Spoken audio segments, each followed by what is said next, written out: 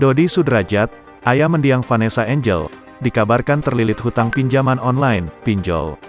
Namun kabar tersebut dibantah Milano Lubis, sahabat yang pernah menjadi pengacara mendiang Vanessa Angel. Milano Lubis menyebutkan, kabar ayah mendiang Vanessa Angel sedang terlilit hutang pinjaman online itu tidak benar.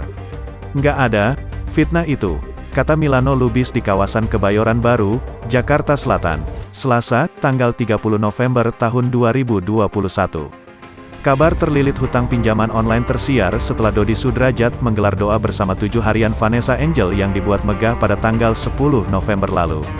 Saat itu doa bersama mengenang Vanessa Angel digelar di Gedung Tribrata, Kebayoran Baru. Menurut Milano Lubis, acara doa bersama untuk Vanessa Angel dan Bibi Ardiansyah di Gedung Tribrata itu digelar para sahabat mendiang. Dodi Sudrajat bahkan tidak mengeluarkan uang untuk acara tersebut. "Duitnya dari kami," ujar Milano Lubis.